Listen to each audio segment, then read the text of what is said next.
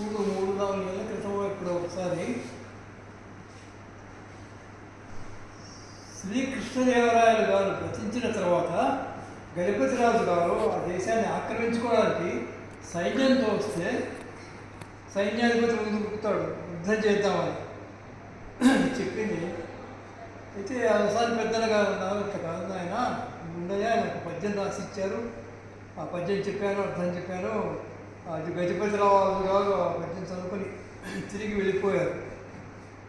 ఆ రోజు ఏం పోయానంటే కత్తి కంటే కాలం గొప్పది అని పోయింది. ఇప్పుడు నాకు సడన్గా 2-3 రోజుల క్రితం అది గుర్తుకొచ్చింది. ఇంతకంటే ముందు ఒక విషయం జరిగింది. కృష్ణదేవరాయలు గారు రచించిన వెంటనే ఆ రోజుల్లో రాజులకు కవులకు చాలా మంచి అనుబంధం ఉండేది. అనుబంధం, ప్రేమ, ఆప్యాయత ఉండేది. అయితే ఆయన పోయిన తర్వాత ఈయనకు దుఃఖం వచ్చేసింది. యాక్చువల్గా వస్తుంది కదా, దుఃఖం వచ్చి ఆయన ఏం చెప్పారంటే,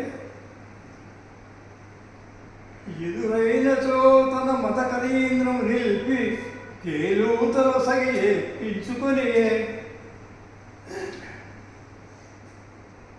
మనుచరిత్రం అందుకున్న వేళ పురమేగ పల్లకి తన కేల పట్టి మోసే బిరుదైన ఘన గండ పిండిరమున ఈమె తగుదుమని తానే పాదమును తొడిగే